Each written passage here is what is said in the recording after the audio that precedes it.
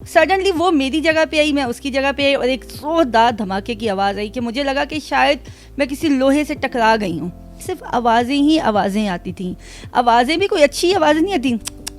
हाय मखदूम की बेटी अंधी हो गई, हाय शोदी। मैं हाफिज़ कुरान हूँ अल्हम्दुलिल्लाह, मैं तर्जमे के साथ कुरान शरीफ किया हुआ है। अल्हम्दुलिल्लाह मैं इंटरनेशनल लेवल पे जो है ग्रूमिंग करवाती हूँ साइटेड एंड ब्लाइंड लोगों की।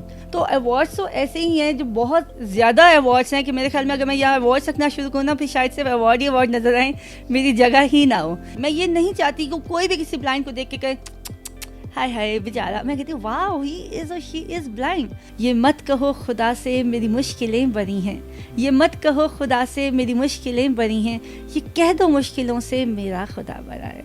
डिजिटल पाकिस्तान की वीडियोस देखने के लिए हमारा चैनल सब्सक्राइब कीजिए और बेल आइकॉन को प्रेस कीजिए ताकि आप हर वीडियो से बाखबर रह सकें। अस्सलाम वालेकुम नाजरीन, डिजिटल पाकिस्तान के साथ मैं हूं अवैस अली। आपको कैसा लगेगा कि अगर एक 12 साल की लड़की अपनी दोस्त के साथ या अपनी बहन के साथ कहीं विजिट कर रही हो और अचानक वो किसी चीज़ के साथ टकराती है और उसकी दुनिया अंधेर हो जाती है। ये एक ऐसा वाक़या है जब आप सुनेंगे तो आप इस पर यकीन नहीं करेंगे कि एक लड़की जो बिल्कुल ठीक ठाक है, देख सकती है, अचानक एक हादसे का शिकार होती है और मुकम्मल एट द स्पॉट ब्लाइंड हो जाती है। तो क्या आप तो ये सोचेंगे कि उसके बाद उसकी दुनिया ख़त्म हो गई है, लेकिन वो एक मोटिवेशनल स्पीकर बनती है। वो एक ऐसे अदारे में काम करती है जो दुनिया के 220 ममालिक में काम कर रहा है। मेरे साथ मौजूद है मोहतरमा राबेल पीरज़ादा। ये क्या कहानी है, सारी तफसीलात मैम से जानते हैं। अस्सलाम वालेकुम मैम। जी वालेकुम अस्सलाम एंड अस्सलाम वालेकुम एवरीवन। मैम मुझसे ज़्यादा तो आप मोटिवेटेड लग रही हैं। इसका राज क्या है? इसका राज ये है कि कहते हैं ना कि एक थेरेपी है कि जब भी आप सुबह उठें और आप ये कहें कि yes I love my self, जब आप ये सोचते हैं तो जब सुबह उठ के आप अच्छे से तैयार होते हैं, रेडी होते हैं और जब आप खुद अच्छा फील करते हैं तो ऑफकोर्स आप अपने आसपास के लोगों को भी बहुत अच्छा फील करवाते हैं। मैम हमारे देखने वाले आपके बारे में लाजमी जानना चाहेंगे, क्या इंसिडेंट आपके साथ हुआ था और उसके बाद आप यहाँ तक कैसे पहुँची? बिल्कुल सिंपल सी स्टोरी है। मेरा ताल्लुक़ मुल्तान शहर से है और हम सैयद फैमिली से हैं और मैं अपनी सिस्टर के साथ उनके कॉलेज गई थी। तो बस मैं विज़िट कर रही थी तो सामने उनकी मेरे साथ मेरी कोलीग थी, तो हमने कहा चलो हम कॉलेज का विज़िट करते हैं। तो कॉरिडोर से हम गुजर रहे थे तो सूरज की जो रोशनी है ना वो डायरेक्ट जो है वो पिलर पे पड़ रही थी और मुझे पता नहीं चला। मैं उसको कह रही हूँ कि सामने देखो, मतलब पिलर है, कहीं हिट ना हो जाए। सडनली वो मेरी जगह पे आई, मैं उसकी जगह पे आई और एक जोरदार धमाके की आवाज़ आई कि मुझे लगा कि शायद मैं किसी लोहे से टकरा गई हूँ। और उसी टाइम सब कुछ ब्लर हो गया, लेकिन मुझे ब्लीडिंग नहीं हुई। मुझे यहाँ लगी, मतलब लाइक माथे पे लगी, नाक पे लगी, घुटने पे लगी, लेकिन मुझे ब्लीडिंग नहीं हुई। बस सब कुछ अंधेरा अंधेरा अंधेरा ही हो गया और फिर ये अंधेरा बढ़ते बढ़ते बढ़ते बिल्कुल ही डार्कनेस में तब्दील हो गया। मैम तब आपकी उम्र कितनी थी? I was just 12 years old, 12 साल की उम्र। और जब आपको पता चला कि अब आप कभी नहीं देख सकेंगी, तब वो फीलिंग्स क्या थी आपकी? फीलिंग तो मुझे वो बिल्कुल वही वाली आई थी जैसे हम सुनते थे ना, अनारकली को दीवारों में चुनवा दिया गया और वो ये कहते कि यार पता नहीं कैसे खाती होगी, कैसे पीती होगी। लेकिन जब खुद आए ना तो समझ आई कि सिर्फ आवाज़ें ही आवाज़ें आती थीं। आवाज़ें भी कोई अच्छी आवाज़ें नहीं आती। हाय मखदूम की बेटी अंधी हो गई, हाय शोदी, इसकी तो ज़िंदगी बर्बाद हो गई, ये कैसे ज़िंदगी गुजारेगी, लाइक इसी किस्म की आवाज़ें। अच्छा नज़र लग गई, अच्छा ये हो गया। तो बस वो चीज़ें जो हैं वो आपको ज़्यादा टीस करती थी कि ये हो क्या रहा है। क्योंकि आप देखें 12 years एक ऐसी एज होती है कि जब आप ग्रो भी कर रहे होते हो और आप अपने बचपने से भी बाहर नहीं निकल पा रहे होते। तो वो जो एक टाइम होता है ना वो वाकई ऐसा होता है कि एक एक्सट्रीम पेन वाला टाइम होता है। लेकिन वेल ये है कि जब अल्लाह ताला की मदद हासिल हो और आप हिम्मत करो तो आप सब कुछ कर लेते हो। मैम तब आप किस क्लास में थी? मुझे अच्छी तरह याद है, मैंने उस वक्त 7th के पेपर जो हैं वो मैंने दे लिए थे और मैंने 8th क्लास में जाना था। और इंसिडेंट के बाद अब आपकी क्वालिफिकेशन क्या है? I have done masters in English literature plus linguistics और साथ ही साथ मैंने एमफिल स्टार्ट लिया था, लेकिन इतनी ज़िंदगी में मसरूफियात की वजह से मुझे एमफिल अपना क्विट करना पड़ा। मैम जब ये किसी के साथ ऐसा इंसिडेंट होता है कि वो बिल्कुल ठीक है और उसके बाद सडन उसकी दुनिया अंधेर हो जाती है, वो तो बिल्कुल फेड अप हो जाता है, उसको तो लगता है मेरी ज़िंदगी रुक गई है। आपने 8th स्टैंडर्ड से यहाँ तक का सफ़र कैसे तय कर लिया? क्या किस चीज़ ने मोटिवेट किया, किस शख्स ने आपको मोटिवेट किया? मैं थी, आई वॉज टू यंग, ठीक है। और जब छोटे बच्चे होते हैं ना वो सिर्फ और सिर्फ इमेजिनेट करते हैं, मतलब फेरी टेल्स को। ऐनक वाला जिन हो गया, अच्छा सोहन परी हो गई, लाइक इस तरह सी चीज़ें आती ना कि हो मेरे पास भी कोई परी होती, मैं ऐसे छड़ी घुमा लेती, मैं ये कर लेती। तो बस मुझे इसी तरह की चीज़ें मेरे दिमाग में भी थी और मैंने फिर अपने पापा से भी कहा, मैंने कहा पापा जी मुझे आप परी दे दें। उन्होंने कहा क्या करनी है परी? मैं कहा पापा परी जो है ना वो मतलब मेरी आंखें ठीक कर देगी। तो पापा ने कहा ये कोई बात है, मेरा बच्चा खुद एक गलत परी है। मैं कहा ऐसी भी कोई परी होती है, अंधी परी? तो पापा कहते नहीं ऐसे नहीं कहते। फिर पापा मुझे समझाते थे कि बेटा दुरूद पढ़ो, अल्लाह ताला का मतलब अल्लाह ताला के रास्ते पे चलो। मेरी नानी अम्मा कहती थी बेटा शुक्राने के नफल अदा करो, और मैं कहती नाना मुझे नज़र नहीं आता और आप कह रहे हैं मैं शुक्र अदा करूँ। तो उन्होंने कहा देखो अगर आप ये शुक्र के नफल पढ़ोगे ना और दुरूद पढ़ोगे तो अल्लाह मियाँ आपको सब कुछ दे देगा बस। और पापा ने कहा था कि मैं अपने बच्चे के हमेशा साथ रहूँगा, कहीं पे ये मत समझना कि आपके पापा आपके साथ नहीं हैं, वी ऑलवेज विद यू। तो बस मैंने फिर हिम्मत की और बस आज किसी सोन परी की ज़रूरत ही नहीं है, हम खुद ही सबसे बड़ी परी बन गए हैं। अच्छा, नाजरीन को मैम अपनी अचीवमेंट्स के बारे में बताइएगा, इतने अरसे में आपने क्या क्या अचीव किया? इतने ऐसे में देखें जब तक मैं साइटेड थी उस वक्त तो मैं मतलब 7th क्लास में थी, और ऑफ कोर्स उस वक्त मेरी राइटिंग बहुत अच्छी थी, आई नो, मतलब सिंगिंग वगैरह कर लेना, स्पोर्ट्स में मैं बहुत अच्छी थी। लेकिन आफ्टर ब्लाइंडनेस मैंने जिन चीज़ों पे फोकस किया, मैं हाफिज़ कुरान हूँ अल्हम्दुलिल्लाह, मैंने तर्जमे के साथ कुरान शरीफ हिफ्ज़ किया हुआ है। इसके अलावा मैंने इंग्लैंड से जो है आर्ट एंड क्राफ्ट का बाकायदा पूरा कोर्स किया हुआ है, पेंटिंग वगैरह करना जानती हूँ। ये वॉल सारी खुद पेंट की, टेबल, मिट्टी के पॉट, पपेट्स, रक्स करते हुए। इसके अलावा मैं पर्सनैलिटी ग्रूमर हूँ अल्हम्दुलिल्लाह, मैं इंटरनेशनल लेवल पे जो है ग्रूमिंग करवाती हूँ साइटेड एंड ब्लाइंड लोगों की, और साथ ही साथ मैं मास्टर शेफ़ भी हूँ। वीआईस जो स्टूडेंट्स हैं उनको भी और साइटेड को भी कुकिंग सिखाते हैं जो अपने अपने कैफ़े चला रहे हैं। साथ ही साथ मैं खुद कराटे चैम्पियन भी हूँ, और इस इदारे में जिसमें मैं बैठी हूँ as a chief executive coordinator तो ये पाकिस्तान फाउंडेशन फाइटिंग ब्लाइंडनेस है, और यहाँ से ही इसी इदारे ने मेरी स्टडी कंप्लीट करवाई थी और आज इसी इदारे में अपनी सर्विसेज दे रही हूँ। और इंटरनेशनल लायंस क्लब जो दुनिया के 220 ममालिक में मूव करता है, तो वहाँ पे पाकिस्तान की जानिब से मैं फ़र्स्ट एक्टिव ब्लाइंडनेस के तौर पे काम करती हूँ, और बहुत सारे अवार्ड्स भी मिले हैं, मोटिवेशनल स्पीकर के, प्राइड ऑफ पाकिस्तान के, स्टार ऑफ पाकिस्तान के, और इसके अलावा बहुत सारी ऐसी छोटी छोटी चीज़ें हैं जो आपकी ज़िंदगी को खूबसूरत बनाती हैं। इंटरनेशनली तौर पे भी आपको बहुत सारे अवार्ड्स मिले हैं, व्यूज़ को बताइएगा कौन कौन से अभी तक आप अवार्ड्स विन कर चुके हैं? वेल अवार्ड्स की जहाँ तक बात है, लायंस क्लब की जानिब से मुझे बहुत सारे अवार्ड्स मिले हैं। जापान के सदर ने भी मुझे दिया था लायंस क्लब की तरफ से। इसके अलावा मुझे पाकिस्तान की बात करें, अली मोहम्मद साहब ने दिया था, सिराजुल हक ने दिया, मरियम नवाज़ की तरफ से भी मिले, कल प्रेसिडेंट साहब की तरफ से भी मिला, हमारे जो आरिफ अलवी साहब हैं उनकी तरफ से भी मिला।